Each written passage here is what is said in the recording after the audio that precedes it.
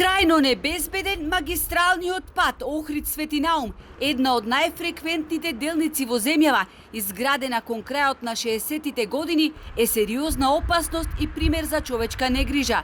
Оваа сообраќајница, каде секоја година згаснуваат по неколку млади животи, е тесно грло, особено во летниот период, кога на источното Охридско крајбрежје се движат и до 10.000 возила дневно.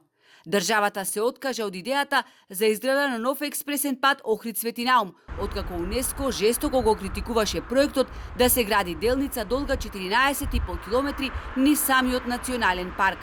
УНЕСКО не е фактор кој ќе ги решава прашањето. ЮНЕСКО може да стави забелешки, али да дозволат и да не дозволат, не ќе дозволат ако нешто очигледно нарушува, да речеме не знам што. Ме разбирате? Што значи тоа, дека ние овде седиме со скрстени раци, нема ништо да работиме? Што има нас да ни се меша УНЕСКО?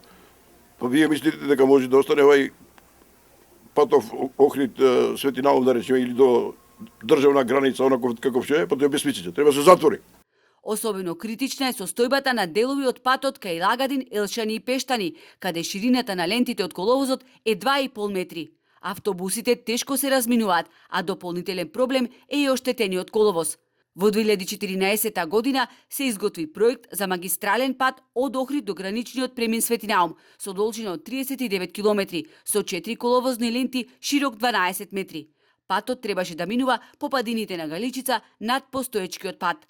Таков исти планински масив е Доломитите во Италија. Тој нема еден пат, тој е изрешетан со патишта. Која е разликата измеѓу Доломити и што го нема тој Галичица? Иако веќе завршена работа, и според мене ниту некој размислува. Веројатно би требало да размислуваме на проширување на постоечкиот. Меѓутоа опции имат. Сакам да кажам дека постојат подрачја кај што се под иста или слична заштита од УНЕСКО, се постапува различно.